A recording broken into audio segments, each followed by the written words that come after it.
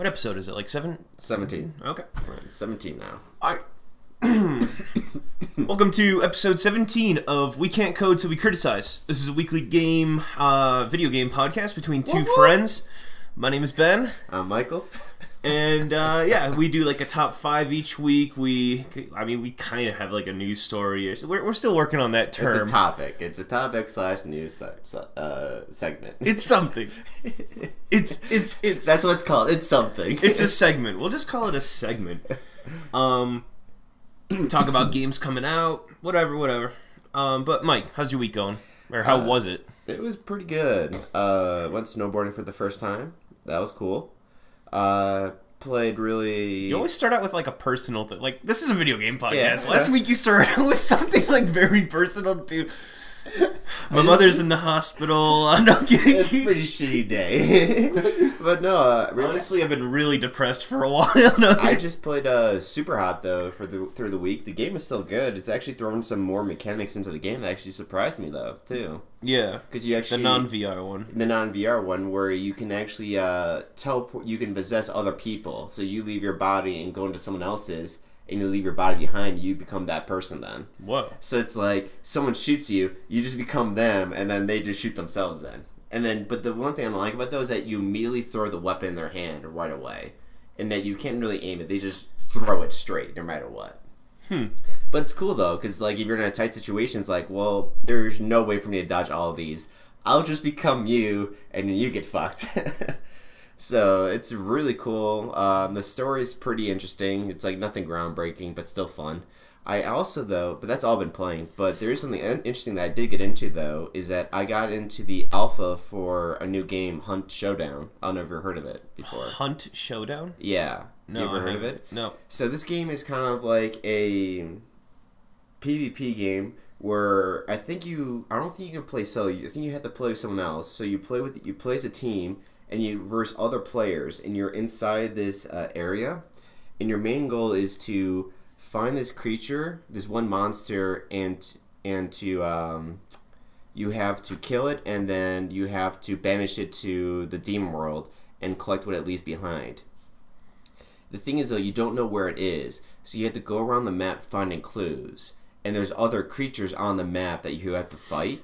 You do have guns, but you kind of don't want to use it because then other people know where you're at. And if you die, you just die. Okay. And so if you find the clues, you find where the creature is, you fight it, you kill it, but once you start banishing... You fight it, you kill it. But when you start banishing it, though, everyone in the map knows where you're at. So then you have to defend that position while it's being banished. Then you have to pick it up, and then you have to escape. But when you have the item with you, while you have the item with you, everyone knows where you are on the map then too. If they use because everyone has this ability, like this sixth sense they can activate, and that's what helps you guide you to these clues and all that stuff and where things are. Okay, I thought from when you were, I'm looking at a video right now, from what you were describing, I originally got the idea that it was some indie game, but this is like a super nice, like hyper realistic, like dudes out in the woods, graphics are amazing. From what you were describing, for some reason I got the impression of like, it's kind of like cartoony, like a MOBA or something, like Dota or League of Legends cartoony a little bit. But no, this is like straight up realistic. Oh yeah. Like it looks really good. There's some amazing lighting effects going on here. And so far the only creature that I've noticed you have to banish so far is like a spider, which is like waist tall. But it has the length of a human body, and it's super fast, and it jumps around all that stuff, and it's pretty creepy. I don't like how that sounds. Yeah, it's really scary, and so what plagues the field are kind of what I noticed so far are like zombie creatures, and some of them have the ability to shoot swarms of bugs at you. But most of them seem like they act like zombies. But once again, they're not really the issue. The issue is giving away your position to other players that you're playing against. Because it's always a PvP going on. But yeah, so it was pretty cool because I just got the email yesterday that I got into the alpha.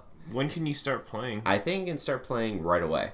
I mean, I have the code and everything for it. So I haven't downloaded it yet, but I'm gonna do that tonight. What are you doing for the rest of the day? I want to see this. Like, We keep talking about watching that It Blu-ray. Let's watch this It Blu-ray and do this. And everyone else will be watching the fucking Super Bowl today, and we'll just be hanging out being nerds. Nah, I'm gonna be taking it easy, but I'll be definitely doing it down for next weekend though, for sure. Fine. Leave me alone on Super Bowl Sunday. Whatever. Basically, yeah. I'm exhausted today, to be honest. My body's beat to death. Huh. But yeah, I'm super excited to give this a try and all that stuff. Hopefully, I can give another person a code. If I have to play with another player, it'll be really annoying. So if I can, hopefully I can give it to you. Hopefully I can get you a code too, so we can play together. Yeah, this looks sweet. Locate spider. Sorry, I'm watching the video. I'm just reading stuff. Yeah, so they just got the third clue, so they know where the spider's at. And so now they have to go to that building and then kill it. And then once you kill it, you banish it. While you're killing it, no one knows where it's at still. It's only when you start banishing it that people realize where the actual spider was then. God, this looks super cool. When is this game coming out? I'm going to look up a release date. It's an alpha thing, so it'll probably be maybe next year or maybe late this year. But it looks pretty finished, what I've seen so far. It's entering closed beta on January 31st, which is what Mike is in. We'll jump to the Steam page. It's releasing on a coming soon day, and okay, using the Crytek engine. So if that's any indication as to how nice and realistic this game looks, but that's cool. It looks really fucking close to being finished. I mean, yeah, having a closed I think it said it was closed alpha, not closed beta. I can't remember. Yeah, closed alpha because it says I got the alpha key. So yeah. All I do is go to Steam, put the key in, and I just get it then. So I mean, it's not like they're working on... if anything, they're probably just adding more content to the game. I mean, I could see that coming out in like 6 months or something, bud. That looks great, though. No, I totally agree. And so I'm pretty... Because like I saw about it before. I saw a trailer and I thought it looked really cool, so I just signed up for the newsletter for it. Because they didn't have anything on their webpage. And I'm like, okay, just send me something when you finally did. And then they just said, hey, you got the alpha. I'm like... Okay, sure. That's what I've heard about alpha, though. I've gotten into a couple betas and like closed betas and alphas in my life, and they want people that have laptops specifically. Like I've got this laptop, but if I was ever gonna apply for an alpha or a beta, do your laptop because they want to know like the spec requirements for the people that don't have like high-running PCs. And yeah, like, of course it's going to run on my desktop. They want to know... And, like, you've got a really nice laptop, no doubt. Yeah. But with laptops, there's a little more uncertainty. Oh, yeah, because, like, even though, like, I have some good graphics cards, they're the micro-graphics cards, so and they run differently still, so... Right, so it's more like troubleshooting for them when it comes to that stuff. But, no, that doesn't make sense. Shit, that looks cool. I mean, if they're still bringing people in, I might sign up for that. Not that there's been too many announced games this year, but that looks like my most anticipated game. I don't mean to jump the gun here, but I'm looking for a good co-op game. Yeah, the thing I don't like about that, it's like it's PvP, so it's like you have to verse other people, but it seems like because it'll be super intense all the time then. But yeah, I'm still excited to give it a go and all that stuff, and so I'm going to download it tonight and check out the information, and hopefully I can send you a code over so we can play together. Yeah, we'll see. Anything else you've been doing? No, that was really it. I've been just really getting to Super Hot, and it's still a lot of fun. The levels each level is over in then like a minute or two. They're still challenging all that stuff. It's a lot of fun, and then it's just really cool that I got in the alpha. What about you? I've got a couple things. Nice. Do you remember the game The Secret World? Yeah. Okay, so yeah, Secret World Legends is the free version of that. I started playing with a buddy, and it's cool. They revamped a couple things. I think we're level 10 or something, but I don't know how passionately I'm going to stick with it because a lot of the issues that I had with it previously are still kind of relevant. Like, I didn't really have a problem with... The leveling system did stink, but I never thought it was the biggest problem. The biggest problem I thought was that I didn't really like the investigation missions. Did you ever play this with us? I played very little, but yeah, it's been a long time, so... Okay, well, I'll just describe it as new, essentially, for you and I guess any listeners. So, what you do is, this game tries to throw a wrench in the normal, like, MMO... leveling up's guide where instead of like go into the woods, kill 10 boars, go over to the Great Plains and kill like just like speed grinding, 20 whatever. Yeah. They do what's called an investigation mission where these are like quests, but you have to use like in real life you have to like use the internet, use clues that they give you in the game, and you have to figure out like, oh, there's this picture, there's this old, like colonial times picture, and there's a password, and it's like, okay, well, then like go online, find which year the picture was made, and then be like, oh, okay, like, and then that's the keyword, and then the next thing is like, oh, there's statues, or there's like, you have to know like how to play like a basic instrument, and there's like, keyed notes or something. Wow. And it's all random, and then like you press certain buttons in certain ways, and it sounds cool on paper, but it just takes like, I don't play an MMO to like for puzzles. Yeah. I guess that's what throws me off, is like I level a character, I like killing things in a team, Yeah. It's like that's that the is biggest really thing weird, to me. because it's like, great, so I just made this character super strong, but for him to level up, I have to learn how to play the piano now. Yeah, it's a cool idea, but I think the application of it is poor. I think that when That'd be cool, it's like for, trying if to you got like, that'd be cool to get like exotic items and stuff, not to level up. Yeah, it's like if there was a puzzle in Call of Duty, and it would just throw off the tone of the game, or the pace of the game. Yeah. So, I mean, I don't know. That's what I liked about EVE Online. It just, like, you just log in what you want to level up in, and you just play the game. You just keep on going. Yeah, like, it's dumb that nothing's really been able to live up to World of Warcraft, because the game is so intense, but also so simple in what you gotta do. Yeah. Like, it's kind of like Diablo in the sense that all you do is just, like, you play your character, you mash the same buttons for moves, but you work as a team, and, like, you find items, and like, you could be doing any mission or any quest in the game, but it all boils down to, like, go here, kill this. Yeah. And, like, you have a role in that game, versus if it's a puzzle or something. Like, me and my buddy, we had, like, our screens pulled up, looking up this puzzle or something, and then, like, if he found an answer, he would, like, go on without me a little bit. He's like, okay, I got it, and then he'll do it, and I'm like, whoa, I'm not in the same room yet, like, let me get there, and then, like, it would really fuck up, like... Just, like, yeah... He would, like, move on to another part of the quest as, like, it wouldn't count it for me or something. It was really fucking hard to, like, deal with. Right, it's like you had to do it solo. I did like with Diablo 3 when there was the special armor things. Like, each armor had their own special little quests with them. They kind of had riddles with them. Do you remember that? Yeah, but that was like that one was thing. Yeah, and you'd do that by yourself, though. That was like a solo thing. Yeah, it was a solo, exactly. This is like, I mean, think of all the bounties that you do in Diablo when you're like getting crafting materials. Yeah. It's like if those were like investigation, if like one out of 5 of them would be stupid as fuck. Yeah. You need those, like, to do like the bounties. You really need a team to make those go fast. Because if you do it by yourself, it's just annoying by yourself too. Because they take a lot longer to do. And the other thing too is like these puzzles, they're not like easy. I mean, they are legitimately they're supposed to be confusing.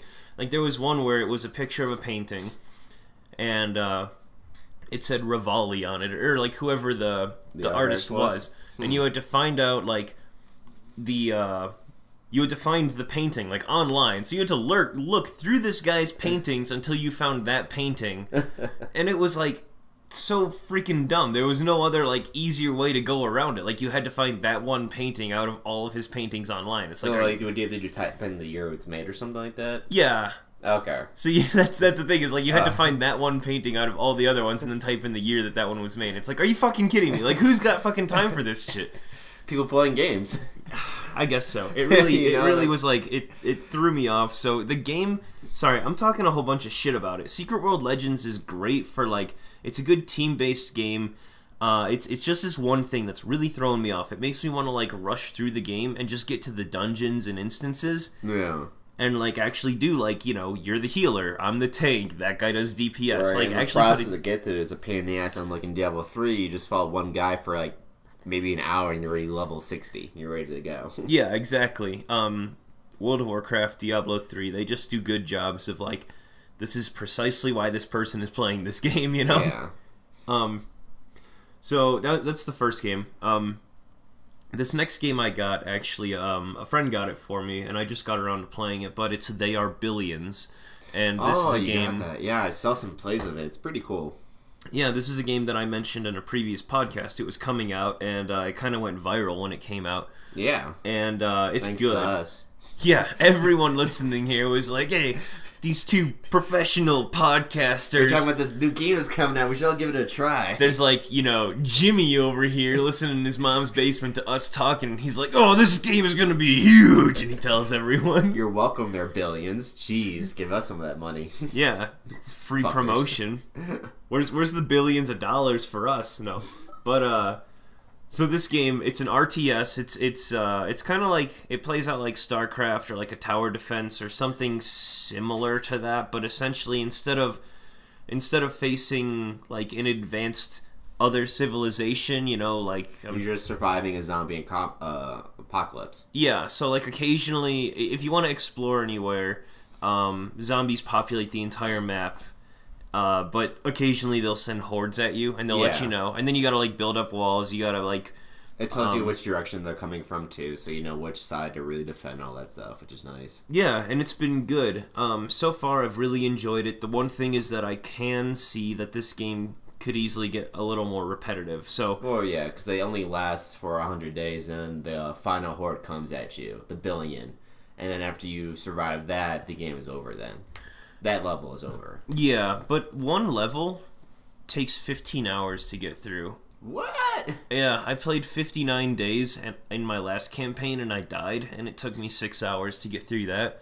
And I think it's only just gonna get slower and slower as you get more and more things thrown at you. Is maybe it's like a speed thing to speed up the days? No, but you don't even want to. The bigger thing about it is that you can pause the game anytime you want, so like you've got to build stuff.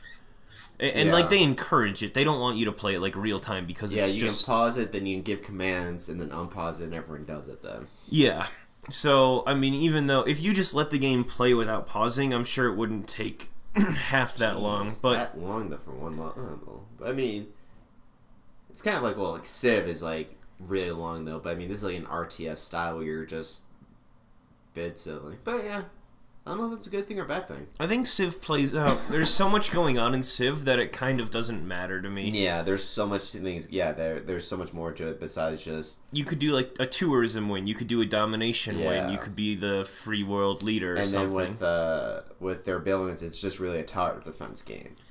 The main objective is to make it all the way to the end and making sure that your main town... Like, you start with one town building. It's your main building. As long as that doesn't get destroyed, you win. Yeah, what does kind of stink, though, is that, like, so I lost this game at 59 days, and I had to get to 100, and I've got to start over the level, so that's, like, 6 hours that...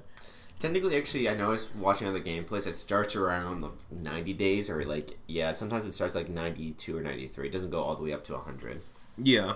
Well, I don't know. I've got to still look into it, but essentially, like, I have to beat this level to get other challenges and like, modes or something, and it's just kicking my ass. Yeah, plus it's challenging. Yeah. No, I mean, it's fun? Yeah, it's really fun. Sorry, I'm kind of coming down on it hard. No, the core of the game is fun, but I can get hints that it's going to be a very repetitive game in the future. But, I mean, I've already played, 6-7 hours, whatever, of it, and I think it's definitely worth... Like, it's worth playing, yeah. Yeah, I like to break it down, like, amount paid for it versus hours played. And definitely, like, I mean, how many games give you a proper 6 hours of entertainment, which, I mean, that's not a whole lot, but I'm still, like, it's still, like, in my prime. It's not getting slow or boring for me. Yeah. I'm just saying I could see that happening in the future. Right. They are trying to combat it a little, so they have daily challenges now. But once again, like, one game takes 15 hours to play. Like, who really wants to risk it for one challenge? That's only going to be there for a day. I'm sure the challenges are abbreviated to some extent, but yeah, definitely like a normal campaign, which is, I've only been playing the first level, like it takes super long, you know, who's dedicating their life to like... Yeah, that seems kind of funny just to risk a whole game for like one challenge. The challenge at most has to be like 2 hours long or something, which it has to be an absolutely abbreviated challenge because it would be so hard to do that every single day. Yeah, I wonder what you get for doing the challenge. Kind of interesting. Instead of zombies, it's now rabbits. Oh my god, they're awesome. They keep fucking. It's like the rabbit from the Holy Grail. This is one giant fucking rabbit. gotta kill all the rabbits, stop from breeding. Yeah. And then the last game I played was Night in the Woods. I just put an hour into it yesterday, but it's I tried to make a schedule for what kind of games I wanted to play, and this one was one of my more anticipated in the last year. It just pretty much it's a cartoony game. It's a side scroller, but it's also kind of just like a storytelling game. I think. Oh yeah, this one. I heard only good things about it. Yeah, so generally, I mean, I think it kind of fits like my age group or like my life. So pretty much what it is you play as this cat, which think of like Zootopia if you can't think of the game. So like the animals act like humans. They're like humanoid versions of animals, but it's a side-scrolling game and you just kind of like walk around town and there's no fighting or anything in it. Like you just kind of converse and chat with people and like go about your day, but you play as like a college dropout going back into your old town and you haven't been there in like years. And pretty much you like left on a bad note, so everyone's just kind of like, "Oh, you're back. Oh, you dropped out of college. Fuck." Like everyone's got a very sour tone to you. Yeah. And no, I don't know. Like as someone in like their mid-20s, like myself, that idea of like placement and belonging, like I think is it's like very home hitting with me. So I've only played an hour, but it's pretty darn good so far, and it's only like an 8-hour long game, which is pretty decent for a story game, but I'm excited to continue on with that. Yeah. I heard only good things. I heard that the characters are pretty realistic, too, and, like, so, which I thought was pretty neat, but it's not really my cup of tea of a game, but still looks good. Mm-hmm. But that's what you've been up to? Nothing else so far? So those were the games. I've also got a couple... I mentioned last podcast I wanted to watch more movies and stuff, and I didn't really get around to the movie theater this week, but I did start watching a ton of stuff on Hulu. Yeah, nice. How's that going? Sorry. It's going well. There's this show called The Mick. Are you paying for Hulu? No, a friend gave me an account. Nice. Are there still commercials? Yep. Motherfuckers.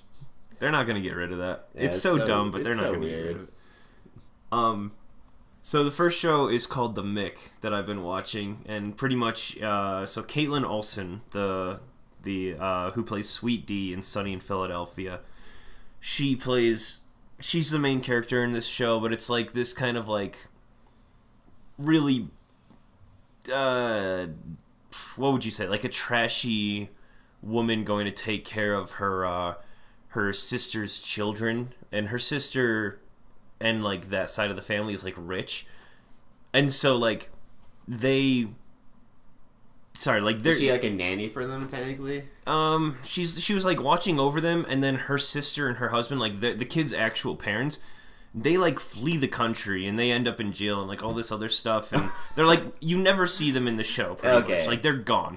She goes to visit, and then they're like, oh, by the way, we're leaving. Like, we did something illegal, and now we've got to go. And so she's, like, thrown in charge of these children. So it's kind of like, you know, these really, like, pretentious kids with just kind of, like, snobby-ish rich attitudes being brought up by, like, this trashy bitch. Is she living with them, or are they living with her? She's living in the mansion. Okay. So it's kind of funny. But it's a really good show, though. Like, pretty much it feels like Sunny in Philadelphia, so if you're looking to scratch that itch with more episodes or with more things that show, then it's... I saw commercials for that. I'm glad that she's getting into more stuff still. Yeah. I like her as an actor. Yeah, I mean, people can totally get pigeonholed into one thing. Like, for example, everyone else in Sunny in Philadelphia, I haven't seen any of them do anything else except for Charlie Day. Yeah, Charlie Day's doing a lot of just random movies and stuff, which is great. Yeah, like he was in fucking Pacific Rim. Yeah, like it's crazy. He's so good. I love it. That because I know he's just a good guy and he's actually very intelligent. But just character like just in Philadelphia, just like the most idiot character yet. He's the one that's like doing all these movies and stuff, which is great. Yeah, and like on top of that too, I mean, think of someone with a wider, crazier list of movies he's been in. Like he was in the movie Horrible Bosses, if you remember that one. I remember that one. He was the Pacific Rim, as we mentioned, like an action-y kind of like over-the-top CGI film. And then the last one he was in, the only other one that I can remember, was one where he was co-starring with Ice-T as a teacher that wanted to... Oh, yeah. Do you remember that? Yeah. I don't even... Like, that movie looked terrible, but, like, what a weird transition. Yeah, he was a teacher being bullied by another teacher, which broke down to, like, a fight that they're gonna have. Not even another teacher. He was co-starring with Ice-T, Yeah. the rapper, which Yeah. is... I mean, shit, that guy's in a fuck ton of Family Kid films, but it's just ridiculous. Like, what an odd... It's transition. He doesn't put himself in a corner. He doesn't stick to a single thing, which I think is pretty impressive. I mean, it's obviously got a lot of comedy undertones wherever he is, but yeah, it's so wild. They're all unique stories from each other, you know? Yeah. So I'll give him major props for that. Yeah, but no, to circle back, The Mick, it's a really good show. It kind of...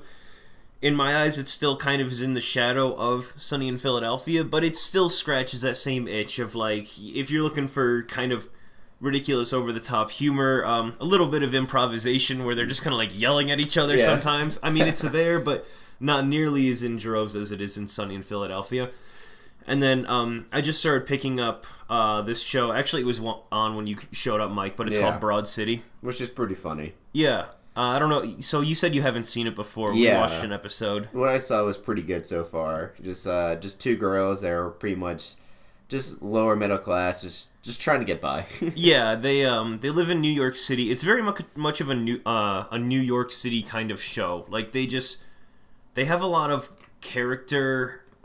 A lot of the script also feels improvised in that, like, you'll just see them walking down the streets of New York, and you get the impression of, like, did they close down this street for this show? Yeah. And a lot of times I think, no, they didn't. Like, these people are just hearing them talk, and a lot of times they're talking about, like, you know, not to, like, go back to, like, basic girl comedy, but, like, I mean, like, you know, their bodies and, like, you know, dating and stuff like that, and, like, very visual stuff for the most part. You know, they'll talk about, like, I want to make an app where lasers, you can, like, take a picture and I'll show lasers shooting out of your eyes or your nipples or your butthole or something, like, but they'll, like, be talking, there'll be, like, you know, mothers and their kids walking by, and you get that honest impression that, like, they just fucking picked a street in New York and just started filming. Yeah, it looked pretty good for what I saw. Like, the characters, the set designs were nice. And, but yeah, it looked pretty good so far. Yeah, like I said, I legit don't even think, aside from, like, their apartments, I legit don't even think that half of the sets are sets. I just think that their streets are, like, alleys and shit. Or buildings they just borrow. Yeah. But yeah, that's been my week. So, a little bit of games, a lot more television than I normally get to, but it's been good. Yeah, I don't know, we could get to our top 5 or something if you want, bud. Yeah, that sounds good to me. Alright, I'm actually pretty excited for this list, honestly. I kind of just brought some good memories of games I played and all that.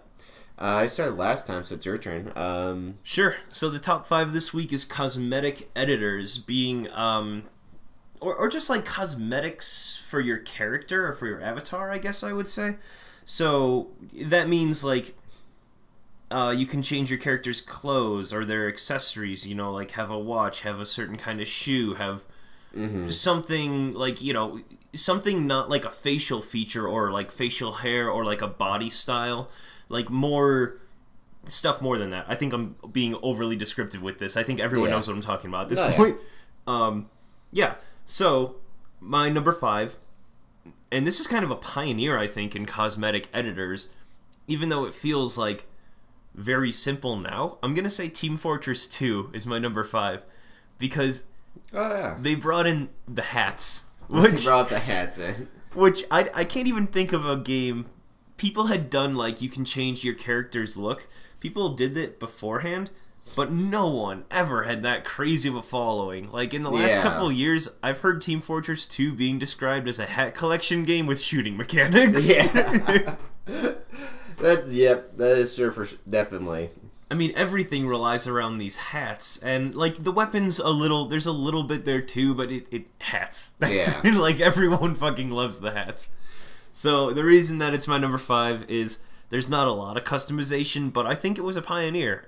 I think it really brought people into, like, how your character looks matters, you know? That's a good mindset to be in. My number 4 is, and I was just kind of reminded of this game because I was playing it this week, but Secret World Legends. So, feel free to call me out on this. This is a little different, but Cosmetic. I think that this game is great in terms of cosmetics because of the emotes. Like, you can do, like, in World of Warcraft, you can do, like, /dance, or, like, /laugh, or /sit. I could let you. No, yeah. In Secret World, you can do /handstand, I'm trying to think, /moonwalk, /push-ups. They freaking everything. Anything if you could do it. Anything you can fucking think of. There's Finger guns? Yeah. Oh my fucking god. I think so. I think you can do I don't think it's called finger guns specifically, but I think it's called, like, point or something, or yeah. I can't remember, but I think I've seen that. So yeah, like, that was a different kind of cosmetic, is just like animating with your character, like, you can kind of show any way that you want to show something in the Secret World Legends by just having your character, like, act a certain way. And even along with that, some of those investigation puzzles I was talking about, there are puzzles where you have to, like, look at an area, like, there are statues. There was one puzzle I came across where there's statues and you have to do an emote next to one. Like, there's a soldier and you have to do, like, spit, and you spit on the statue or something. Oh. And there's, like, an angel and you pray. And there's a snake and you hide your eyes, like, see no evil. It's like, I mean, you spit on the soldier. Well, it's like the enemy or something. Oh, okay. It's not like the soldier that's representing your country or something. Yeah, that's true. But it's like a I get you. There was, like, a reason to be spitting on him other than, like, fuck you. There's just like some okay, just like, well. Yeah, that was a bad example to start with without being a little more descriptive. Yeah, that's still like, I'll get you though. That's awesome. Yeah, so I thought the game was very, like, animated and very expressive, not as, like, how your character looks, but all, like, how you show your character to look. Mm-hmm. So in that sense, I considered it a cosmetic.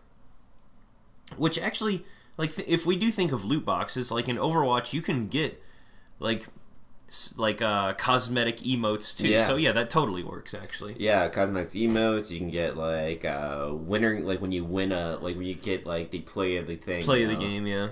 All that stuff. Mm-hmm.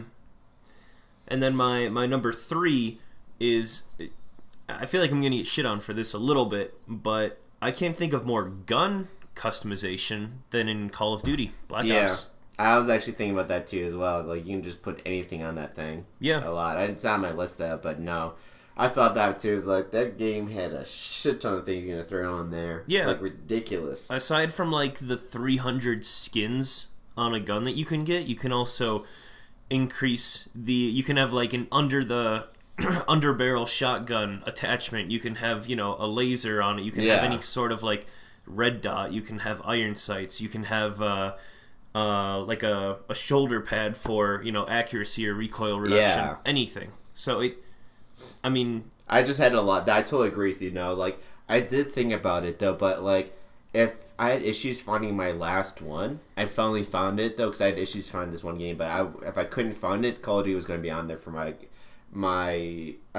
number 4. Then it would have been my number 4 for sure. But I found actually what I was looking for, just because of But yeah, it's just, like, there's so many things you can do in that game, which is funny. You can paint it, do anything. I think in one of them too, you can actually customize paint the gun too. Like, you can actually design your own stuff on it. Yeah, you can do. Okay, so you can, like, add symbols and stuff in Call of Duty 3 and a couple other ones too. But, like, you can take those basic symbols that they give you and you can mash them to make it look like something else. Yeah. But then also, like, your gamer tag, I guess. I mean, there's tons of different options in gamer tags, and then also you can like, do a painted icon avatar logo as well. So, yeah, my first 3 there, I'll go back over them. Team Fortress 2, I feel like it was a pioneer, just in general. I mean, even though it was just hats, I think really... anyone who's in the gaming culture at all knows about Team Fortress, just, like, hat thing. It's just, like, it was just, like, one of those underlying jokes. Yeah. No, so Team Fortress 2 is just a pioneer, number 5. Number 4 is Secret World Legends, and that's because of the emotes. I think that no game even compares to that. World of Warcraft is probably the closest. And then number 3 is Black Ops 3 for the gun customization. Yeah. So my bottom 3 for number 5 is Halo 3. I just absolutely love the customizations of making your own Spartan, but they also introduced of making your own elite too, which I thought was bloody awesome. An elite is the alien creature, one of like the main bad guys you always face. Okay. That was kind of similar to the Spartans. They also had a shield and all that stuff. They're also very intelligent too. But you can also play them as well when you play multiplayer and customize them too. And what was cool too is that some of the customizations that you had to do, you had to get like an achievement for. And when you got it, people knew that you fucking did that fucking achievement. It's like one of them was getting like 5 kills in a row with a bladed sword. And just like in a row. And that's a big fucking achievement to get. So it's like people start out with that. It's like, fuck. It's like, shit. So, like, armor was, like, a huge prestige thing in that game. Like, I didn't try to get the prestige ones. I just, like, I had my set of armors I absolutely loved.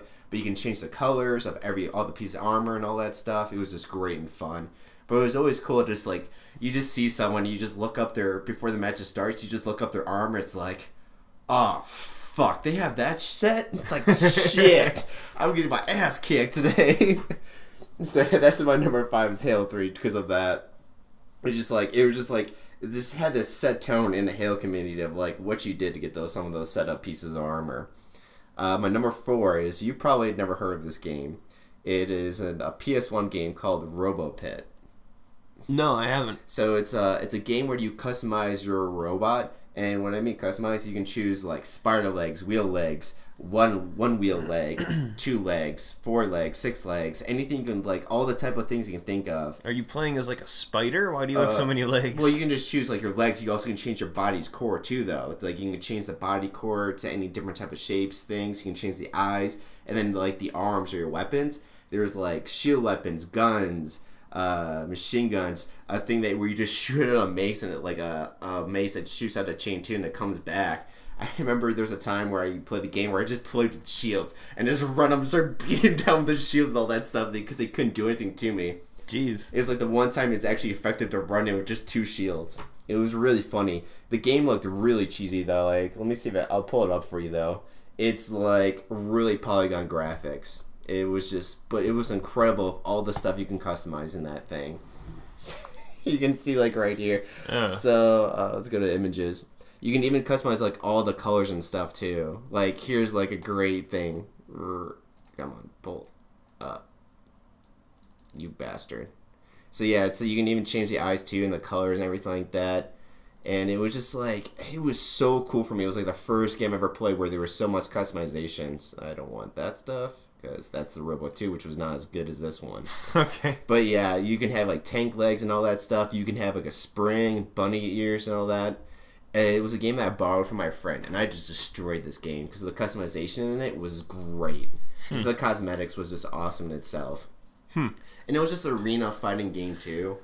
And there was just so much to it. But once again, like, with the graphics and all that stuff, it was pretty limited. That's why it's more on the bottom of my list. And then that's why it's not so high up. A game, though, that's for number 3, with the same reasons why it's on here, is Rainbow Six Vegas. Have you ever played that one? No, but I heard it was really good. Yeah, that one was so much fun. I played a lot with my brother when we just did Terrace Hunt together. And you could customize every piece of your guy before you started. You can choose what type of body armor he had for his legs, his chest, his helmet, what type of face mask he wanted. And they each had their own specific stats and all that stuff, so it was really cool. Even though like the stats didn't really matter in the end, honestly. But you can make a heavy dude, a light dude. You can choose what type of guns he went in with, like what was on the guns, how much, like, what type of grenades he went with, and it was the first like Rainbow Six that really give you full customization of what you went into in a fight with, and it was just so much fun. And even though we're not doing like Face-Wise 2, it was also like one of those few games where you can actually take a photo of your face and put it into the game too. It was really crappy and really creepy when you did it though. Oh man. But if you like, what I noticed if you were bald, it turned out great. If you had hair, it usually turned out really fucking weird. Well, because the hair looks like it's been like ironed to your skull. Yeah, exactly. The hair doesn't have like volume or anything. Pretty much exactly, and it's just it was so funny to see some people's. But yeah, that one too, just like, I just went nuts with the customizations here, where you can also change the color too of some things you wanted as well, which was just awesome. And with just the way the graphics were too, the graphics were just point on. But yeah, so that's my number 3. So to go over, number 5 was Halo 3, number 4 was RoboPit, and then number 3 was Rainbow Six Vegas 1 and 2, because they both were pretty similar, their customizations. Okay. My number 2, I'm glad I was reminded of this game because it's something I haven't played in a while. Kind of sounds like RoboPit to you, but I mean, it's not nearly as ancient. It's just a game that I kind of got rid of all my PS3 games, and so I really had to legitimately think of like what's every game I've ever played, and which game did good cosmetic like as editing to them. So my number 2 is Little Big Planet. I was thinking about that too, but like I'm like played it with you, so I never got too much with it. But the customization thing with that was nuts. Yeah. So, like for starters, I thought the costumes were hilarious. You could be like in a chicken suit. You could be like in a little Godzilla suit. You could, wear anything and everything. And the coolest thing on top of that is that if you couldn't find exactly what you were looking for, what you could do is you could make it, essentially. There's like buttons and pins and like,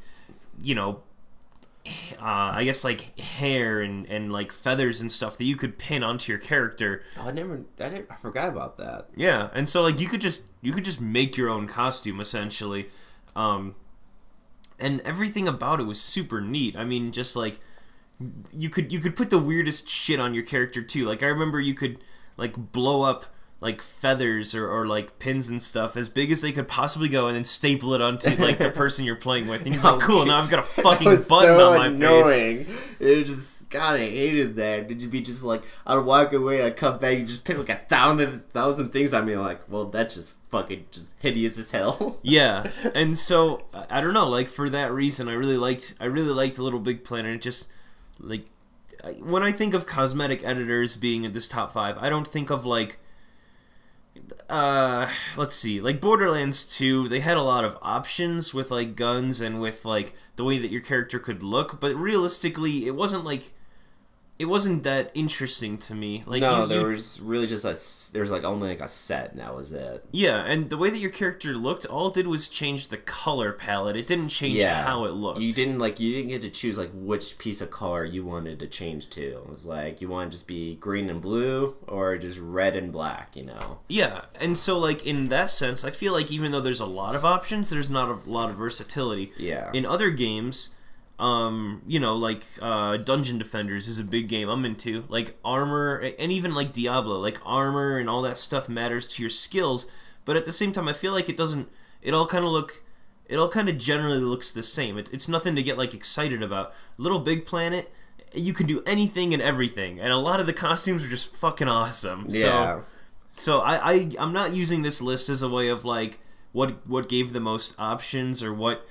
Helped your stats the most, but just like what made you feel more as much as an individual as possible, or like what was the coolest costume? Which is like what is my top, but my last 2 are as well exactly. Yeah, it's like what made you really feel like that, and you done with your number 2, Little Big Planet? Yeah. So Little Big Planet for PS3. Mine for number 2 is Saints Row, because not only could you customize your guy, you can customize your gang. Like, you can customize what they wore, you can customize your gang's tag, and you even customize what cars they drove. So you tell your gang, like, these are the 3 cars you guys are only allowed to drive. So you knew when your gang was there, because you saw your fucking cars drive around. And just, like, it made me so involved in my gang. It's like, if I saw some, like, random, like, NPC hit one of my gangs, I was like, oh, it's fucking on right now. Oh, yeah. I played that, yeah. And you can even choose their gang size and everything. It's like, the customization of your character was really good, but my favorite part was just customizing your damn gang, because it was so cool. It really made it your own and all that stuff.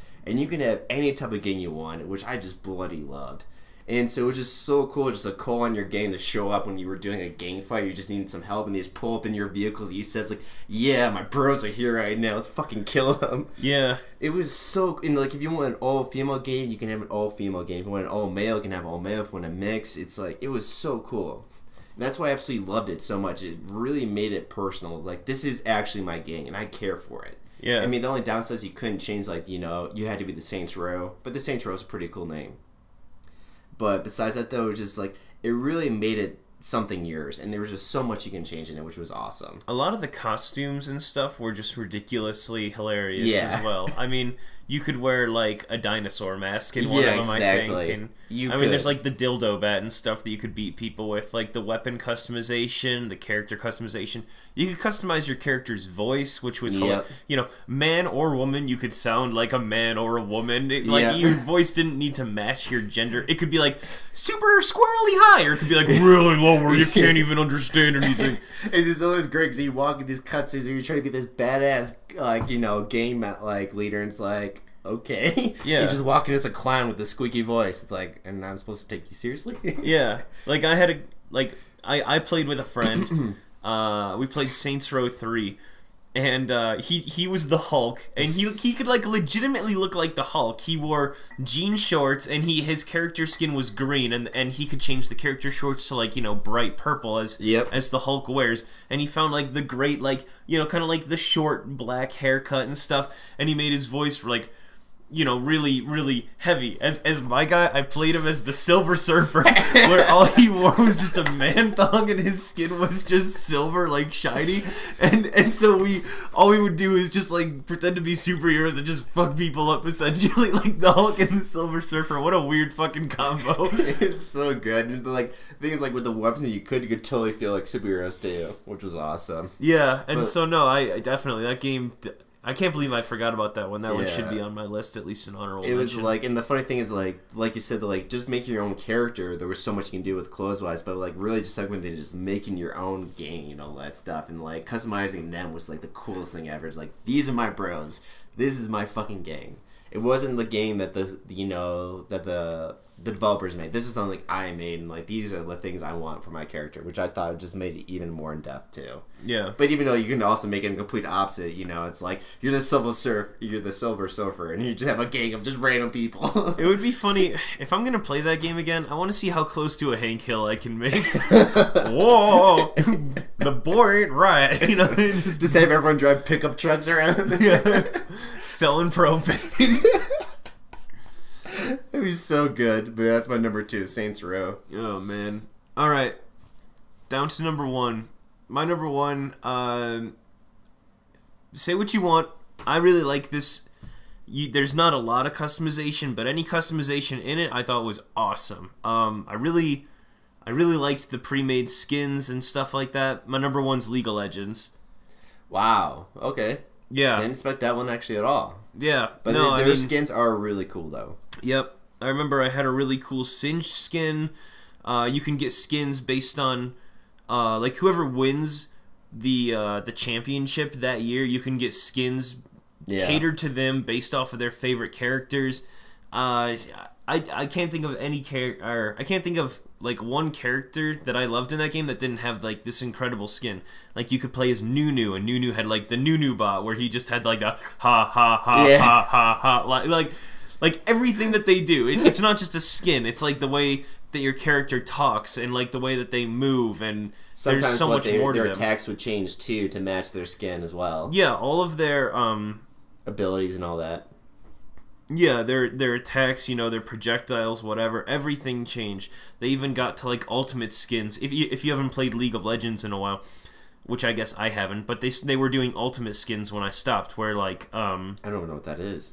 Pretty much the skin updates as you get closer to the higher level. So like, oh, that's cool. Who's the guy? Who's that little like blonde-haired bitch that shot out the light? Oh, that guy looked like an anime character? Yeah, I can't remember.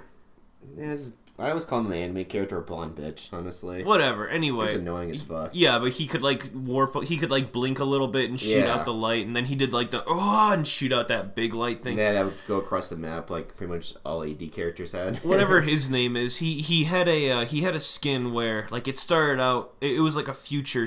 It was like a future thing. Talking about. And like all he had was like an arm cannon and like an Iron Man like chest thing initially, and then like as he continued on, he got like a facial like over his eye. It was like a targeting system, and like he got more intense armor and stuff.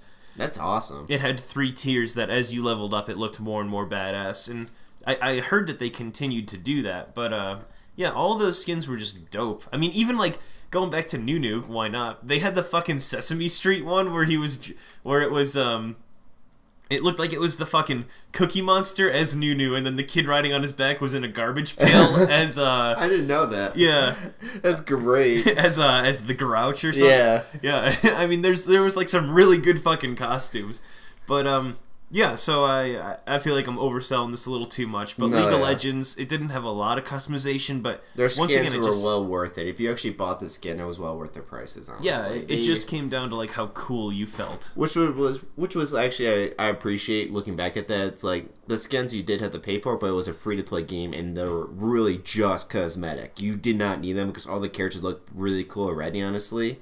But like the skins were just like a nice change, and it's a good way to just like, hey, I really like your game. Here's some money. But once you got the skins, they were definitely worth the money, or the points you put into it to get it. Yeah, and like the couple times that we do talk about League of Legends, like there's at least an 80% chance that when you're talking about it, I've caught that you'll mention Urgot and you'll mention your Urgot skin. I was fighting my urge, by the way, but yeah, Urgot's fucking his original, they updated him so he actually looks badass instead of ugly now, which is kind of sad, because the main reason why I played Urgot is because he was the most ugliest thing. But even more uglier was his Chainsaw Massacre skin. Yeah. Because all it was just like sewn body parts together, and he was like the most ugliest champion in the game. He just didn't belong. But like that shows how much the cosmetics mattered in the game. Yeah. It's like whenever we would mention it, there's a good chance that you're bringing up your character fucking and the skin. I fucking loved him. You would just shoot a chainsaw out instead. He would just he was so hideous when he first came out, and I just loved him right away. I'm like, you're just an ugly bastard. Yeah. And just because like everyone else in the game is very clean and just like looks very beautiful in ways, and then you just have fucking Urgot, the most ugliest thing ever you've seen your entire life. But his new skin though, he looks pretty badass now. His robot skin looks really cool. Yeah. Even in his original version too, the robot skin was the coolest. But that was like a limited time thing though, which was sad. Yeah, and that's another cool thing that they do, is that they do skins that they're kind of like a limited own. Like it does suck that you can't get those skins again, but it does like the seasonal skins, during the championships. It adds to you feeling more unique. I think it's not bad to have seasonal skins. So to run back through my list, number 5 is Team Fortress 2 because it was a pioneer. Number 4 is the Secret World Legends for the emotes. Number 3 is Black Ops 3 for the guns. Number 2 is Little Big Planet because it just had everything imaginable, essentially, just in terms of customization. And then number 1 is League of Legends because I just thought that the costumes that they did have were just the coolest. Yeah. My number 1 is, you probably played it before. I think a lot of people probably have never played it but still have heard of it. It's kind of like one of those pioneer games for Sony. I think, at least in my mind, is Armored Core. I didn't play it, but I know of it. Yeah, that game, holy shit. The customization of that of a robot, like I said about RoboPit, is just like, you could customize every part of it, but even more so with Armored Core, because you can even customize what type of generator it had. Like you can customize your UI when you're in the robot. You can customize every single piece of armor. You can choose, like, I want this thing just to be a mobile tank. I want this guy to have and the graphics were good too. Like every single time like Armored Core game came out, the graphics get better and better. And the paint jobs in the game were so good. Like painting your machine, it was amazing. But like once again, just the amount of massive customization in that game hugely affected also the gameplay at the same time. So I guess it's not just like cosmetic, but it's mostly just a solo player game. So any type of thing would work out.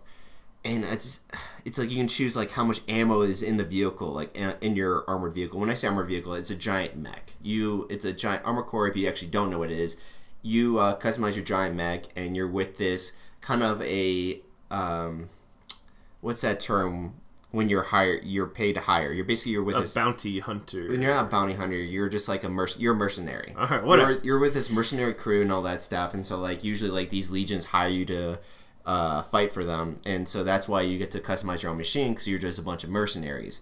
But you can, if you ever want to play like a giant mech game when you have full control of what it looks like, Armored Core is where it's at. And I think the game was just amazing. You can choose the guns it carries, how much ammo each gun had, what type of legs, and like and just the paint job alone was just freaking fantastic. It really made it your own mech. You felt like a real mercenary when you played this game. And just like you didn't like just like in Call of Duty, you can customize your logos and all that stuff, which was on your mech.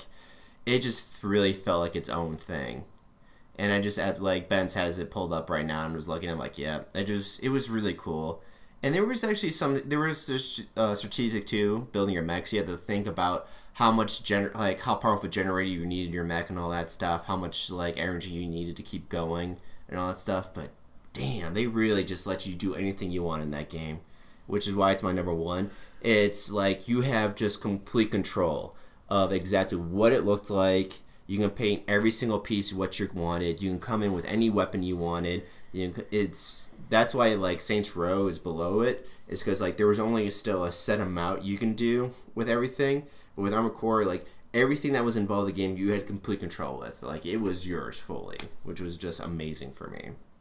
And it's like it's so hard to explain how many options you had to put on your machine, all that stuff. Especially for, I mean, just like PlayStation. You said it was PlayStation 1. It was in. I think it would started in PlayStation 2. I think maybe our Armored Core was a PlayStation 1, but I think no, it was definitely started in PlayStation 2 because you needed the analog stick. All right. Well, I mean that's like I understand it's pretty significant for single player games to really focus on cosmetics. Yeah. Because, you can't really show it off. You think of, like, all the big MMO games where cosmetic matter. I mean, like, looting. We mentioned World of Warcraft, I think, before. But, I mean, stuff like that. It's just, like, such a huge part of the game, essentially. It's pretty cool that a PS2 game, a game that, from my understanding, wasn't necessarily supposed to be online. No, it wasn't. You can do, like, versus on couch, like every other one. But that was not even close to the main function of the game. The same function of the game was the campaign. And just like making a new robot and seeing like how far you can get with and all that stuff, making it better and stronger and all that stuff. It was so good. Yeah, it's cool that a game that you're not playing online and showing like hundreds or thousands of people mattered that much in customization. Exactly, because that's the big push typically for cosmetics is you get to show it off. Exactly, and that's what I absolutely loved about it. Is it's like it was all about you making your story in the game, like making your character for the story. And that's why I appreciate so much about it, and that's why I also appreciate about it too in Saints Row. And like why Saints Row, like I said, got beat in Armored Core is that I felt like Armored Core gave you way more control in the end of changing things the way that you wanted it to be than Saints Row did. Because Saints Row still only had some certain things that were just set pieces, like we talked about Borderlands.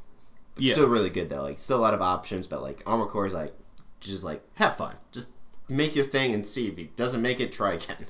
Because like once again, single player. But yeah, those are my 5. Once again, there's Halo 3, mostly because I'm a big Halo fan, and then when you saw some people with certain pieces of armor on, it's like that they were really good at the game. You're gonna probably get your shit kicked in. Number 4 is RoboPit. It was like one of the very first games I got that gave you full customization of your character.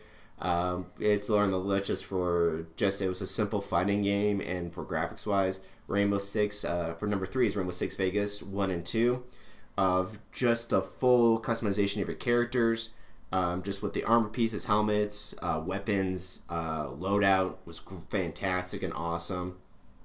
Really made it feel personal. But it gets beaten by Saints Row because Saints Row now lets you have a great set of customization for your own character, but also customize your game to really make it feel like your own. Gets beaten out by Armored Core because Armored Core really just made it so you can build your own freaking robot and actually make it work, which was just awesome. It had way more options than Saints Row did. That's why Armored Core is number 1 for me. I do have an honorable mention. I didn't play this series too much at all. I probably only put like 1 or 2 hours into it at a friend's house, but the Hitman series. Oh, really? Yeah, so I guess the thing that kind of take away from that is cosmetics in that game were used as an espionage, or as more of like a spy game. Is that you used cosmetics to blend in, which that's kind of a side that we haven't really explored yet, is just not looking good for like other people, but more like using that as a puzzle. Yeah, like as an advantage. Yeah, so Hitman did a really good job of That is true.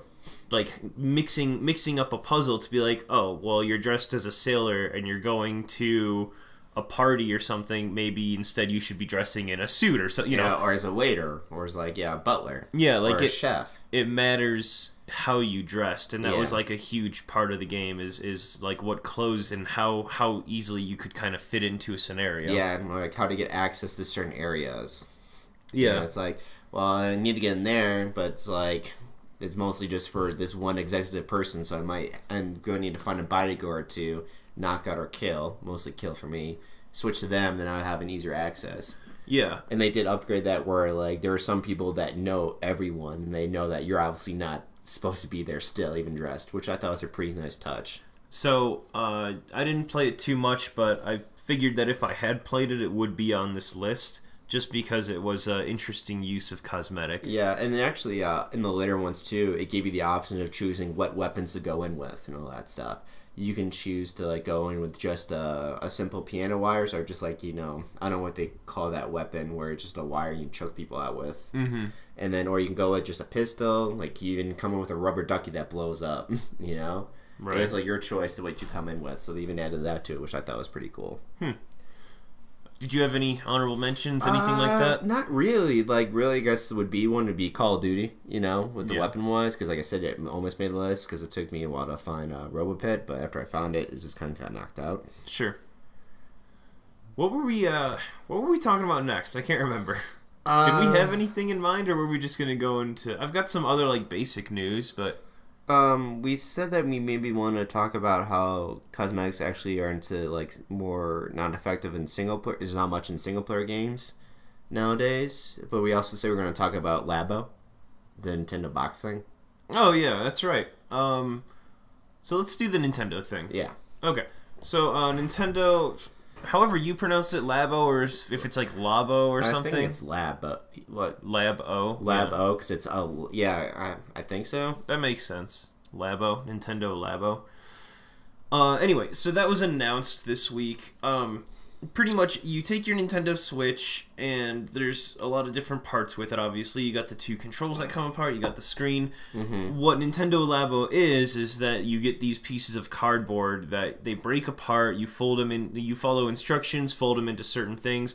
One, you can have like a fishing rod, and you like place the controls on the side, and one, you can have like a piano, another one, you can like have this robot thing, or it's almost like a virtual reality, but I mean it's made like a full suit box armor you put on yourself, where like you have this whole even backpack with pulley systems in it too that gets that crazy. Yeah. And so what I found out later on is that the games that are meant for actually come with them. So like for the fishing rod, it'll come with the fishing game that it's meant for and all that stuff when you buy the fishing game. Yeah. And I guess when you buy the robot game, it's gonna come with the whole box set and all that. And it's not. Thoughts? What do you got? What do you think? It's really weird because it's cardboard, or it looks like cardboard. No, it absolutely is cardboard. Okay, so it's cardboard. So cardboard is a pretty solid material. It's like not the solidest, but when we use it for packing and all that stuff. But it wears over time, no matter what. It can be easily affected by just spilling water on it. Then it gets soggy and it weak and it rips. Mm-hmm. And it's very unique. It would be cool if that if it came with instructions of you making your own pieces to put together to make it, so you can get your own cardboard boxes to do it too. But there's always that stereotype about guys and women it's like women buy things because they look nice. Guys, when they buy things, they want to make sure it's a solid piece of thing. You're buying something, so you want to make sure it lasts for a really long time. Mike is sexist. But it's just like that stereotype. So I guess I don't know if it's just me or it's because I'm a guy, but it's like when I buy something, I don't want it to be weak and feeble that I know I can easily break. Mike's idea is, when a guy buys something, he wants to make sure it lasts. Yeah. When a girl buys something, it's because she has my credit card. Basically. Mikey. Basically. But sadly true at some point. Mike. Mike is sexist as fuck. Just fucking around. But no, it's just like, I guess it's just like, I just don't like the idea of buying a cardboard. You know? It's like, and something I'm going to use to play something with. Because, like, I never throw a control my entire life. I maybe, like, slam my mouse down maybe a bit. Just like if I'm mad, like, I do this. That's, like, the worst I do. I don't throw things, like, and I'm not worried about it because I don't think they're going to usually break, but you're not reckless enough to like take something that you paid $20 for, $50 for something and just whip it across the room, you know? Yeah. I'm not going to like take my keyboard and try to shove it through my monitor because I lost a game in League of Legends or something. But it's like, I still expect them to be durable things, and I'm going to take care of, I always take care of it, but even so, like, for how well I take care of things, that seems it's gonna break so easily, and then it's like when it breaks, like what do? You just duct tape it up, and then you have this ugly thing in your house. It's like sitting in your corner, just taking up space in your closet. That's this giant, like that armor set that you saw. It's freaking huge. It goes in the back, and you put like you're on your hands too as well. So, okay, from what I had heard, the cardboard is free. The game costs money. Yeah, okay, but I don't know how that's gonna work. Like if you buy the game, which I think is like a compilation of them all. Maybe they're all separate. I don't know, but yeah, like, are we moving to the spot where like GameStop is gonna have all these cardboard cutouts for free in a corner? Like, what's to say people aren't just gonna go take all of them and then leave? Like, to give it out for free, there has to be a catch with that. Maybe it's like the first one when you buy the game, it's free, but then that's ridiculous because then you're just paying for the game. You know, it's like a free add-on, but you're still paying for a game, so it's It's like, and then what happens when it rips and stuff? Like, what do I do then? It's like, do I just put duct tape on it? And it's like, no, I don't like fixing my stuff with duct tape. I like my things looking nice and stuff. So that's where I was getting at. Where like supposedly the cardboard is free, but there's no way that they can possibly manage it to be free unless there's just like a bunch of them at GameStop. Behind the counter. So that they're gonna just ship it to your house? They're gonna pay for that shipping fee and all that? Yeah, like it's.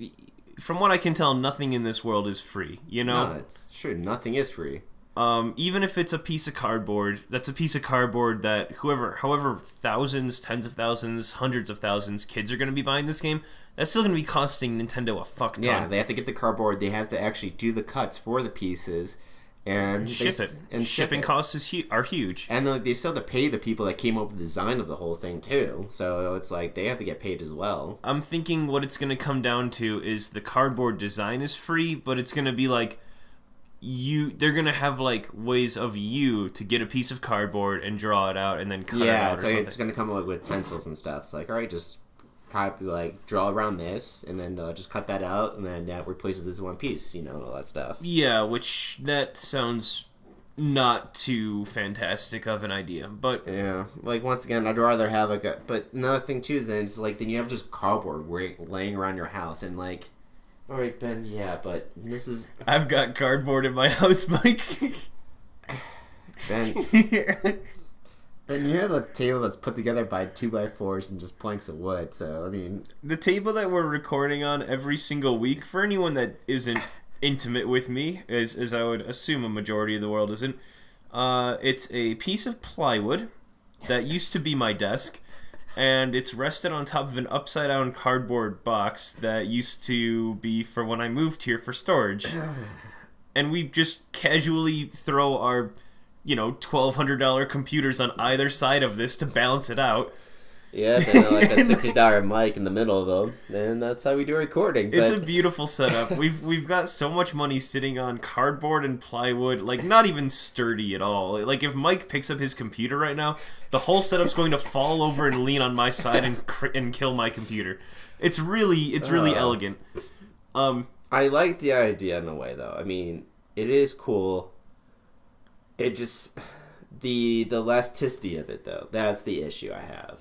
Because they show some really cool designs. Again, like the fishing rod, I even think the design was cool. The camera, which better be for Pokemon, whatever that picture is. Better be for that. I don't know. But it's like, and they come with some great ideas where they're coming with motion controllers and all that stuff for the Nintendo Switch. That's pretty baller. Give them creds for that. Like the whole robot game looked pretty sweet. Yeah. I was gonna say my first impressions on it are that it's very I just had the word in my mind. It's very ambitious. Yeah, and that's what Nintendo's good for, though. I mean, they don't really put themselves in a box at all. No pun intended. But it would have been a good pun if it was intended, Mike. It would have been, actually, but it wasn't. But it's like they always try something new. I mean, look at all the systems they come out with. It's like the Nintendo, like the Wii, the GameCube's controller, horror design. But they don't. They just go with it. Like Nintendo U was in the end, it didn't really work out too well. But I think that's what led to the Nintendo Switch. It was a fucking fantastic thing. It just turned I think that's what really led to that, and it just turned out bloody amazing. So I know, I do give them credit. They do know what they're doing. And they're not stupid. They're actually very stingy with their stuff and all that. So, I guess okay. It's obviously not going to be their new main platform to focus on. It's obviously a thing in the side. So, it's not going to be like, oh, we're going to make all of our new games for this. For just Labo only. Yeah. I'm interested to see a price tag on it. I'm interested to see specifically what games come with it. There was a lot of stuff that was shown, but I mean, there was a guy setting up a drum pedal. Playing drums would be kind of cool with this thing, but at the same time, it's aren't you just gonna puncture that box with just hitting the pedal so many times? Yeah, exactly. You're gonna be throwing your weight onto cardboard. Yeah. And also your really delicate controller is, I assume, somewhere inside that. Yeah, you're just gonna crush it under your foot. And just how intense are these things gonna be? Because with the robot, when you saw, they had a whole pulley system with each wire pulling one visual thing and all that stuff. Yeah, how long is this shit gonna take to set up exactly? Yeah. You have to make the box, make the pulley system, and then if you fuck it up at all. Also, I mean, if you stress it, as Mike was saying, replacing parts. Your pulley system made of cardboard and loose string is going to stay around for more than 4 hours? You're fucking kidding me. Yeah. You're gonna have to reset that shit up every time. Unless it's a new type of cardboard, and maybe it's maybe it actually isn't maybe cardboard. It's a space cardboard. It's actually just a really just thin type of plastic or something like that. It's actually something else. I just it's cool ideas, but I think it would have been better if it was. Because, there's so many things out there, I'm not thinking of, Legos that they could have used, but, what's that thing? Do you remember those things where it was plastic rods and stuff that you connect together? Yeah, it was connects. Connects, there's so many materials you can use, and that the one they looked like they were using is cardboard, so I really don't think it's cardboard. It can't be. Unless, did they actually say it's officially a cardboard? They didn't, but I mean, it's so obvious if you watch the trailer. I mean, it has to be. I think maybe because you break it, bend it, and fold it. It comes in a cardboard sheet. I don't know. I think it's something more of a plastic thing that's very malleable. I don't know. I mean, I could pull up this one picture that's very visibly cardboard. Yeah. I mean, look at the fray on the edge and shit like that. Yeah, it's fucking cardboard. It's cardboard, bro. You can see the yeah. We'll see. Shit, even this picture that we pulled up advertising it looks like it's is that going to last more than one playthrough? It's already getting wear tear here, and so it's yeah. Look there, it's already fraying there too where it shouldn't be. Yeah, we're looking at the fishing rod, and it doesn't look sturdy. It looks like that's gonna pop out in a second. This corner's not tucked all the way in of the fishing rod. So in the end, then you're spinning that fishing rod really fast, and you're not telling you're gonna cut up the cardboard just for that friction alone. Yeah, I don't understand. And then at the very end of this, once again, we're relying on Nintendo motion controls, which I'm gonna go ahead and say they don't have the best track record. No, they don't. So on top of everything else, you're also relying on the motion controls of the Nintendo Switch, which is so that you're just flying around even hard to make them read what you're doing. It's it's moderate. They rip through the cardboard and just fly out and hit something. Yeah. I don't know. So there was a couple games for this thing. There was the piano. There was the fishing game. There was one where you kind of built a house and you kind of messed with stuff in the house. You could control a little cardboard robot on the ground. And then the last one that I saw was there was like a motorcycle attachment, like where you got the front of a motorcycle and you kind of turned it or something. That's the cool one. That would be cool. I think the fishing one would be dope, but the fishing one too as well. I just think the fishing one sounds like it's gonna fall apart really quickly. Anything with the string, you know. Did you ever see the one where you have like control like in a stick figure guy and you had to balance him or something like that? Yeah, I saw that. I was like, all right, guys, you're overreaching here a bit. Well, this is about 5 seconds worth of fun. I just like, who's gonna pay really just to make a stick figure out of cardboard? I mean, kids will want it. Not gonna lie, kids are gonna want it. If I was a kid, I would want it. All right. It looks like it's. So it looks like you get a set. It's $70. I think that's for a certain set, and you get all those together for $70. But I think you can buy them separately too.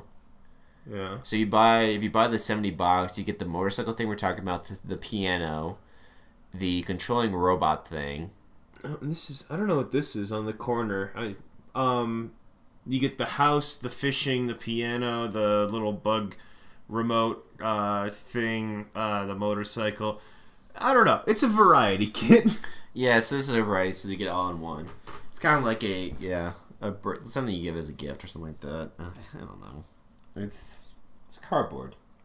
It's fucking cardboard. We'll see how it goes. I'm not ready to write it off immediately. Yeah, but at the same it's time, Nintendo, and like they're a really successful company, so they're not run by a bunch of idiots.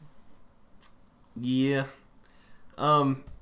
Yeah. And so I think I'll stick with my first comment is that it's just very ambitious. The robot one, I really want to see like the one where they have like it on the back, you know, the cardboard on your back with all the pulley systems. This one here, yeah, we just pulled up Robo Kit. Jesus, yeah, okay, that's interesting. There's foot tracking here. That's pretty crazy. Yeah. So do you need 4 controllers then? You need more than just the 2 that you come with? Unless the controllers are in the backpack and then each of the strings pushes a button on the... No, how would that even work? I don't know. How would that work? Man, that's crazy. Okay, wait, there's some more shit on the side here. I want to see if we can zoom in. Well, there's photos down there that you can click next on. If you look in the bottom, you might see more. Like, right down here. Oh, yeah, okay. So, sorry, guys, this is not really a good visual thing. But... Well, I'm trying to be as like, descriptive as possible with what we're saying. Okay, so in this, he's got the backpack where it has the pulley system, and he's also got a fucking headgear thing, but the Nintendo Switch is plugged in, so I think the headgear is just a fucking piece of cardboard that you have in front of your face. I just don't know. What? Why? Does anything go in that? Look at that! Like... Look at these little engineers setting up this backpack, like... There's strings fucking everywhere. They're just like... Those kids don't look like they're having fun. I don't think so either. I wouldn't be having fun making that. Even the straps look like they're made of cardboard, by the way. Yeah, we got Spock over here in this one playing it. I don't think he'd be... Look at that. The headgear has nothing in it. And he's not... Like, even this model kid using it is like, fuck that. He's got the visor flipped up, not even using it. Like, so it wouldn't be able to cover his face. You can easily see it wouldn't be able to do that. Well, it wouldn't do anything. It's not like VR where the screen is right in front of your eyes. It's just a fucking piece of cardboard blocking your vision. So the thing is that we can see though that the Switch is connected into the dock to the TV. Yeah. Which is obvious because that's how it's getting transmitted to the TV. Yeah. Okay. So it looks like what he's holding is just cardboard. There could be controllers in there, but I think the controllers are in the backpack. And the pulley systems, when you do a certain pull, I guess it hits a certain combinations on the controllers, so which is what I guess shows the movement. So like when he pulls one string, I think it hits a certain amount of buttons and keys in it to make it activate. That's what it looks like to me. Yeah, it's just a fucking piece of cardboard that goes on your head, just to make you feel more like a robot. And also, okay, granted these are just images to like sell it. I'm not going to be super critical of it. But I wonder, I mean, okay, if you're going to have a string tether system, you have to have a way that the string is always taut, or else if it's not taut, it's not going to register the motions. They must have something in there to tighten it for different size people. Which I'm skeptical once again. It's like, how do you, like, where do these cords connect to that you're just not going to snap? Also, I mean, just like, how many people does it take to set this shit up? I'm 27 years old, and this shit looks like I need a master's degree in engineering. No, but I mean, that was a little bit of an overstatement. But you're telling me that this is like a kid's game, which I mean, what 20-year-old person is this going to appeal to? It's definitely for like younger tweens or like younger teenagers. What of those kids is going to be like, okay, I got my 400 pieces of cardboard, time to bust this shit out, and then maybe next month I can play my first game. Yeah, it's weird. It's definitely need someone to help you put it together. It's ambitious. I'm just gonna keep repeating that word over and over again. Every time they show it being put together, there's always two people putting it together.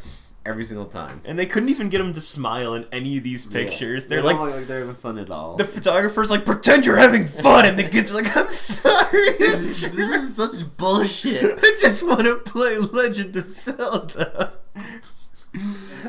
Why can't this just be all in one set? I already had to buy a box for it, so why just send me a plastic set instead and make me build this crap? Mike, if you ever want to learn to play a cardboard piano, or just a normal piano, it's always a popular thing to build it yourself.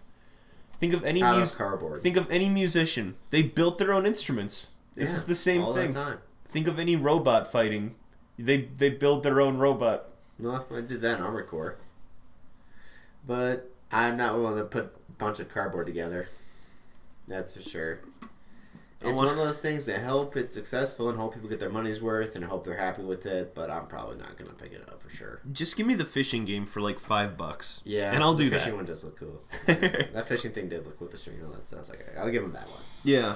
I give them, they got me in that one, but that's it really. And also, I mean, the other thing about it too, granted it's Nintendo specifically, but it's oddly reminiscent of one of those old school like plug and play consoles. Yeah. It's just like, I think, like, 13 games in one. It's Nintendo, so I have no reason to think this, but it gives me the impression that the games are going to be bullshit, like those 13 in one console plugins. Oh yeah, that is true. I don't think I'm going to get like a solid Nintendo game because the presentation is fucking cardboard, and you get the fact that it's a bundle makes you think these are just going to be gimmicks. Yeah, I don't think that this is going to be Nintendo's main focus. I don't think they're going to be making, like, their whole team's going to be focused on making games for Labo stuff. So that's another thing to consider, is even on top of everything, just how legitimately fun do you think the game is going to be? Yeah, maybe that's why they have them all in one to buy, together. It's like, well, this is really all you're going to really get out of them, so might as well get all of them. Mm-hmm.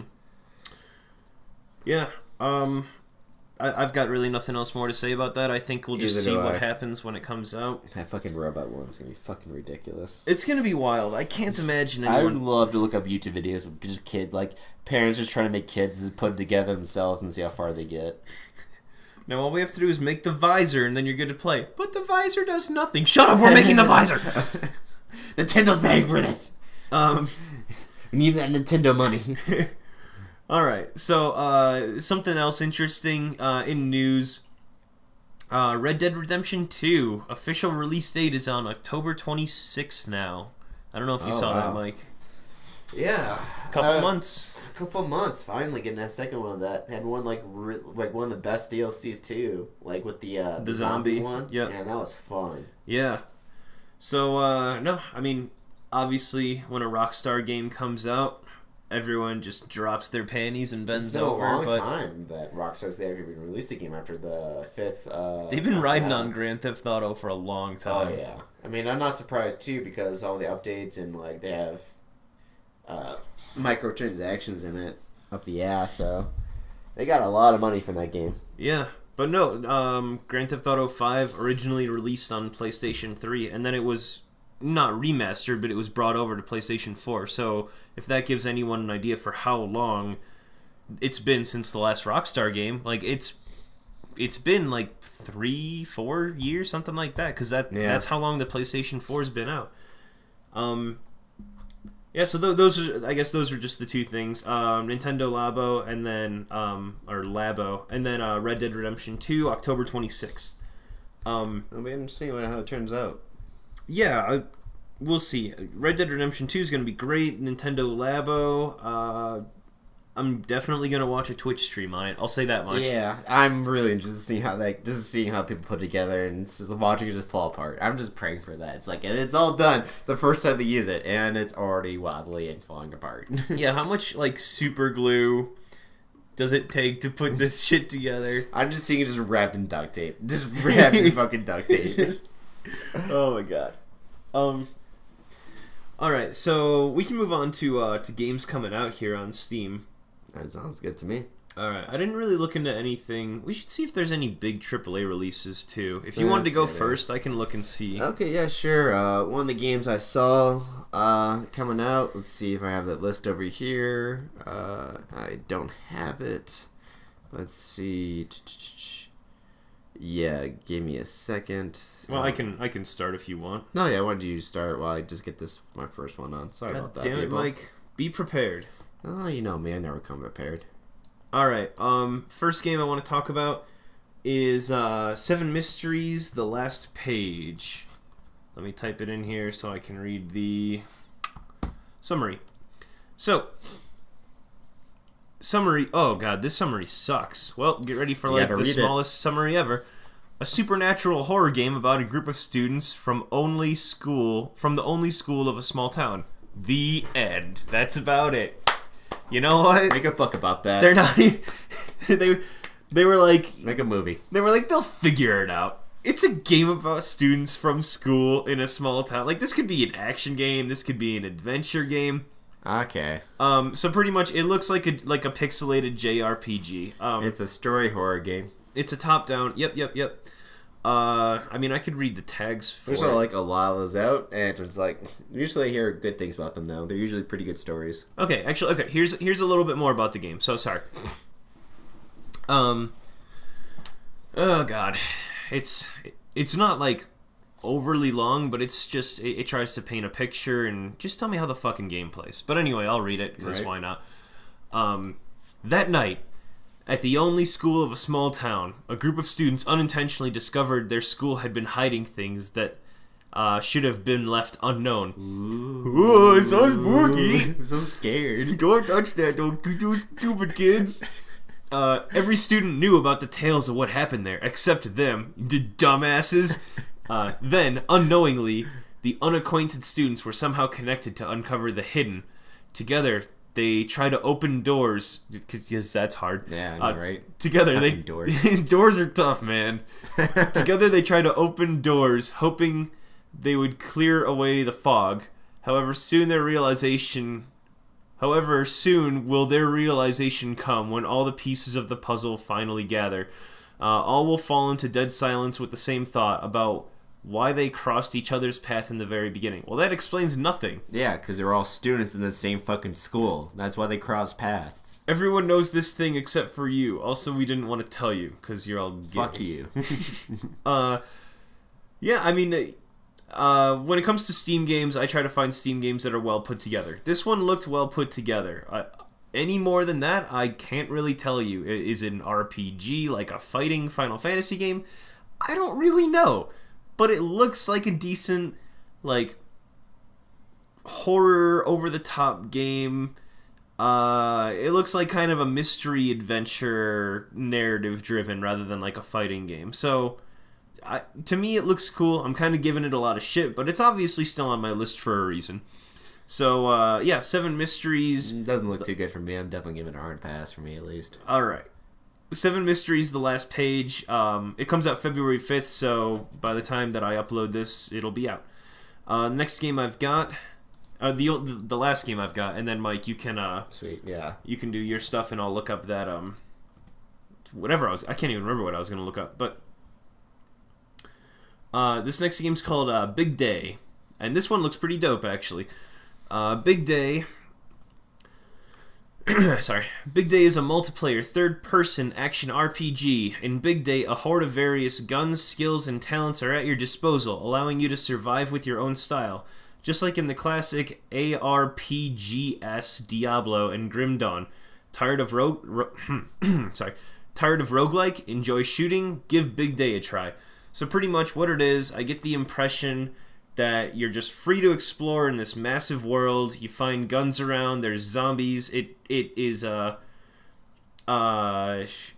pixel graphics as well, but it's a lot more. The pixels are a lot better. If you ever It has played, a lot of animations in it, and which are very fluid and look nice. Yep. Looks like it'd be a lot of fun, actually. I look forward to this one too. Yeah, this one looks sweet. But once again, so this one, it just has a coming soon release date. I couldn't find a lot, and it could be this week. It could be like 7 months from now. So I apologize, but I'm gonna go ahead and add it to my wish list because I think it looks pretty dope. And it is a multiplayer couch co-op, online co-op. Like, it's got all that support, and it's just, from what I can tell, a really nice looking shoot 'em up with friends, kind of like so it looks better than Enter the Gungeon, but it feels like the same pace as Enter the Gungeon. Yeah, with the speed and all that. Yeah, just a lot of dodging, evading, a lot of enemies coming at you, and just guns. Yeah. So you can take it from there, Mike. What was I going to look up? I can't remember. Just AAA games coming out. Oh, yeah, that's right. Okay, so you go from here. I'll look up some games. One game I came across. So this one only says it's released in February 2018, but looks really cool. It's called The Paired, a suspenseful 3D survival horror adventure featuring old school narrative storytelling filled with humor and horror game and movie references. It looks like you play as a priest in a haunted house as you try to make your way around. And it's pixelated, but the animation is very fluid and nice looking. And it just looks really cool. It has kind of a Resident Evil style to it. But there's like nice combat in it and like good puzzles too as well. And it seems something I'd like to give it. I really just want to play because it looks really cool and nice, honestly. Because it looks like you're just in this mansion and just trying to get around, just dealing with all these evil spirits and creatures as you're trying to solve this mystery. It looks really good, and I'm definitely planning looking into more into it when it comes out. Once again, sadly, it says February 2018. Lately, that's what's been happening with a lot of games coming out, is like they don't really give a solid date, and when they do, they usually don't come out in those dates. Another game I saw is called, which is a free-to-play, it's a Dive Starpath. This is free to play. It's coming out February 6th. And here's the description. Dive Starpath is a third-person runner set in the stratosphere of massive planets. Guide yourself through the perils of interstellar space as you pursue a mysterious traveler. Fight gravity, gather the data canisters, and don't lose orbit. So basically, it's a simple... You're just basically falling downwards. You're avoiding obstacles and all that stuff. It's a free-to-play. Looks really nice design. And it looks like it'd be fun to play. It looks like you should play with the controller. Graphics, not the most amazing things, but it'd be something nice just to pick it up to kill some time, honestly. So once again, it's a free game to play. Can't go wrong with that. Nope. Let's see, another one that's coming out that I saw that looks interesting. It's called Lost God. The description is, experience atmospheric exploration gameplay on your journey through several breathtaking areas. From a vibrant forest to overgrown ruins and dark tunnels. Secret awaits every corner waiting to be unearthed. So, like I said, it's top down. The graphics pretty nice. There is combat into it, which seems pretty fluent and fast, but it doesn't seem like it's the main thing. I think maybe it's more of like a platformer / puzzle game. But it looks pretty nice though, and it looks pretty interesting. Depending on how much it costs, I might pick it up. And so this one's coming out February 7th. Honestly, it's kind of surprising that all these games in here that I'm talking about are not early access. That's a rarity. It doesn't happen too often. Let's see. Another one was... actually, I think this next one I'm talking about is an early access. Let's see. And it got somehow removed from my list, so give me 2 seconds as I get it up. It is called, though... Nightwolf Survive the Megadome. Let's see, let's put in Nightwolf. I don't know how it got switched off. There it is. Survive the Megadome. Here's the description of it. I think, let me see, this sadly is an early access game. I spoke too soon. Comes out February 8th. Description is, though, guns, cars, lasers, and explosions. Synth-themed, cyber-powered vehicle combat game where you play as a contender in the world's most powerful sports arena, the Megadome. The survivor on the onslaught of the mortalized enemies and dispatch them in style. the crowds will love it. Like it said, it's you just go into these. It's like Twisted Metal with a neon style to it. Graphics are not realistic. It's kind of just what was that 4-card game called? It was like a short like DLC. It was like a car game? No, Cryfly. I mean, Far Cry. Far Cry. It was like everything was neon. Blood Dragon. Blood Dragon. It's like Blood Dragon kind of style thing, and just like you just play against other cars and all that stuff. Single player, you just versus PCs, but it looks like you can choose your weapons and stuff and all that as you just survive these arenas. Looks interesting, and depending on how much it is, probably pick it up for a little fun here and there.